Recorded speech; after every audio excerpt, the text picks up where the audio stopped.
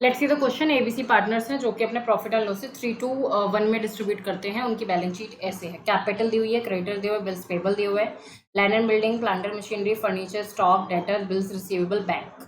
D को admit किया गया है 1 अप्रैल 2018 को for an equal share and is to pay 50,000 as capital. Following are the adjustment. Out of the creditors, a sum of 10,000 due to D, which will be transferred to his capital account. Okay. Advertisement expenses of 1,200 are to be carried forward to next accounting period as prepaid expenses. ठीक है.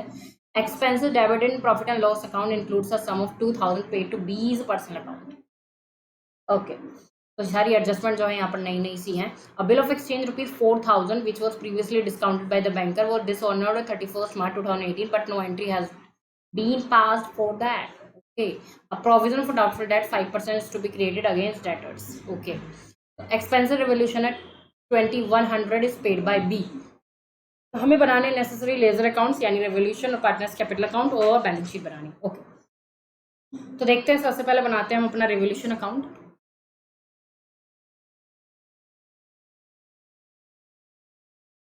तो सबसे पहले revolution में क्या दिया हुआ है? रेवोल्यूशन में कहा गया advertisement expense of 1,200 to be carried forward to next accounting period as prepaid expenses, यानी प्रीपेड एक्सपेंसेस है हमारे। और प्रीपेड एक्सपेंसेस हमारी होती है एसेट, और जब एसेट बढ़ती है तो उसको क्या करते हैं? क्रेडिट करते हैं। तो प्रीपेड एक्सपेंसेस 1,200। ठीक है। उसके बाद क्या दिया हुआ है? Expenses debit in profit and loss account includes a sum of 2,000 paid for B's personal expenses. ठीक है, बी को पे करने हैं बाई बीज कैपिटल अकाउंट। ठीक है, 2,000। उसके बाद ये हो गया। A bill of 4,000 which was previously discounted by banker was disordered on 31 March 2018 but no entry has been. तो इसका रेवोल्यूशन से कोई लेना देना नहीं है। जब बिल डिसऑनर होता है तो हमारी जो एंट्री बनती है वो बनती है B R debit to debtor, वो बनती है। तो इसमें रेवोल्यूशन को कोई लेना देना नहीं है, इसको छोड़ देंगे। Provision for doubtful debt 5% created against debtor. Debtors हमारे कितने? 30,000 के। उस पर 5% हमें क्या लगाना है? प्रोविजन बनाना है।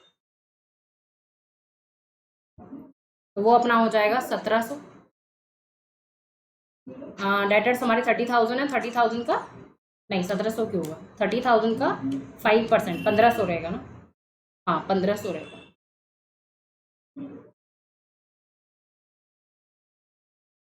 1,500। उसके बाद 2,100 रुपये रेवोल्यूशन एक्सपेंसेस के हैं, तो वो किसने दिए हैं? ए ने दिए हैं। To as capital 2,100। ठीक है, अब देखते हैं।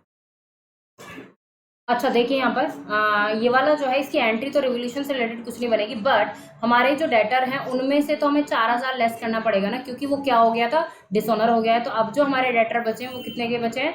26,000 के बचे हैं। और 26,000 का जब हम 5% निकालेंगे तो हमारा आ जाएगा कितना? सॉरी बच्चे, सॉरी, ये प्लस नहीं होगा, सॉरी माइनस नहीं, प्लस। देखो, हमारे पास एक बिल ऑफ एक्सचेंज था जिसकी कोई भी एंट्री पास नहीं हुई थी।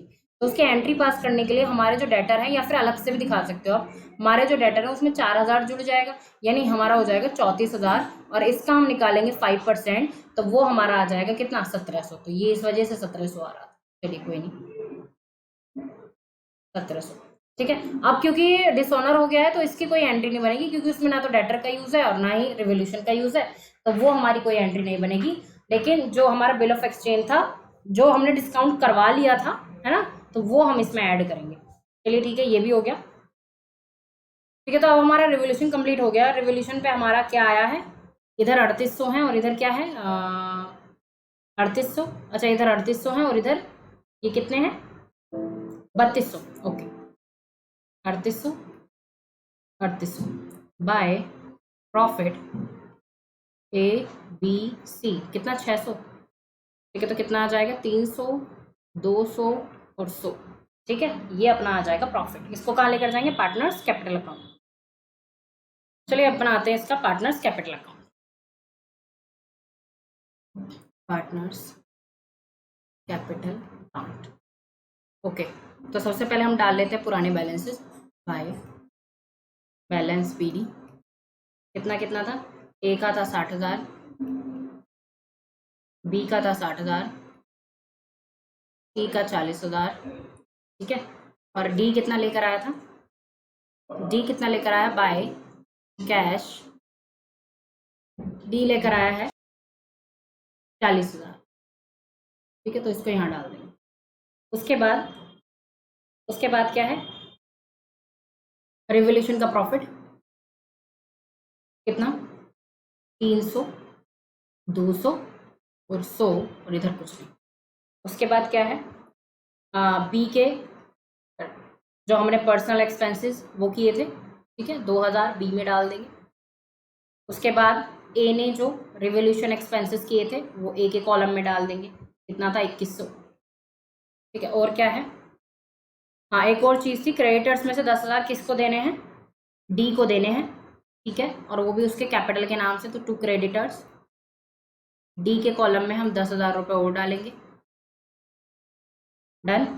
उसके बाद क्या है, सारी चीज़ें हो चुकी हैं, हाँ जी सारी चीज़ें हो चुकी हैं। अब निकाल लेते हैं अपना बैलेंस निकालने के लिए यहाँ पर इसका टोटल हो जाता है 50,000 और यहाँ पर टू बैलेंस CD 50,000। उसके बाद इसका टोटल आता है C का 40,000। 40,000 में से 100 लेस करेंगे तो हमारे पास बचेगा 39,900। इसका टोटल आता है B का 60,000। 60,000 में से 2,200 अगर मैं लेस करती हूँ तो मुझे मिलता है 57,800। ए का टोटल आता है 62,100 और 62,100 में से मैं 300 लेस करती हूँ तो मुझे मिलता है 61,800। तो ये बैलेंसेस आ गए हैं और इनको हम कहाँ लेकर जाएंगे, बैलेंस शीट में लेकर जाएंगे। अब हम बनाएंगे क्या, बैलेंस शीट। सबसे पहले कैपिटल अकाउंट डाल लेते हैं, A, B, C और D, ठीक है। तो ये हो जाएगा 61,800, 57,800, 39,900 और 50,000। तो ये टोटल कैपिटल हो जाती है 2,09,500। उसके बाद क्रेडिटर्स कितने हैं, देखो क्रेडिटर्स हमारे कितने थे, क्रेडिटर 30,000 थे, लेकिन डी को कितने दे दिए 10,000, तो क्रेडिटर कितने बचे 20,000। उसके बाद बिल्स पेबल का कुछ नहीं तो इसलिए 10,000 उसके लिख देंगे, है ना। अब इधर आते हैं, लैंड एंड बिल्डिंग में कोई भी वो नहीं थी तो 50,000। प्लांट एंड मशीनरी में कोई एडजस्टमेंट नहीं है 40,000। फर्नीचर में कोई एडजस्टमेंट नहीं थी 30,000।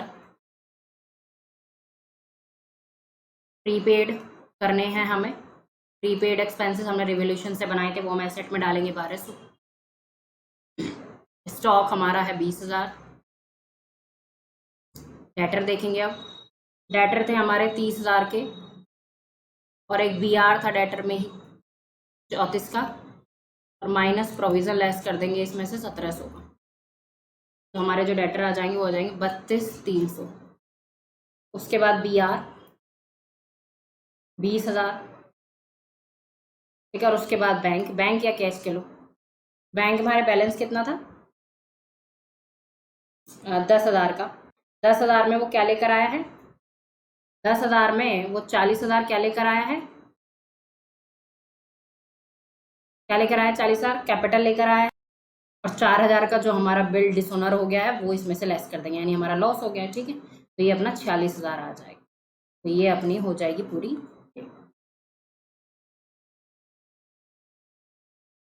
तो यहाँ पर कर देंगे टोटल, तो हमारा जो बैलेंस शीट का टोटल आ जाएगा वो आ जाएगा 239,500 और 239,500। अब देखो, अब यहाँ पर सोच रहे होंगे कि यहाँ पर गुडविल के बारे में कहीं भी कुछ भी एडजस्टमेंट नहीं हुई है, ना ही क्वेश्चन में गुडविल के बारे में कुछ भी कहा है, ठीक है। तो देखिए बात क्या है, ये जो आया है 50,000 कैपिटल लेके वो इक्वल शेयर के लिए यानी 1/4 शेयर के लिए आया। इक्वल शेयर का क्या मतलब है, 4 पार्टनर है तो 4 में इक्वल कैसे होगा, ये होगा ना, है ना, ये होगा। तो 1/4 शेयर के लिए वो आया इक्वल के लिए। तो अगर मैं इसकी कैपिटलाइज वैल्यू निकालूं तो पूरी फर्म की जो गुडविल कैपिटल बैठती है वो बैठती है 2 लाख। लेकिन अगर मैं चारों की एक्चुअल कैपिटल निकालूं 60 + 60 + 40 + 50 तो ये तो 2,10,000 बैठ रही है। इसका मतलब एक्चुअल कैपिटल ही ज्यादा है, इसका मतलब यहाँ पर कोई हिडन गुडविल भी नहीं है। तो अगर कोई हिडन गुडविल भी नहीं है और गुडविल के बारे में कुछ कहा भी नहीं है तो इसका मतलब गुडविल के बारे में कुछ करना ही नहीं है। So I hope this is a proper explanation to this question.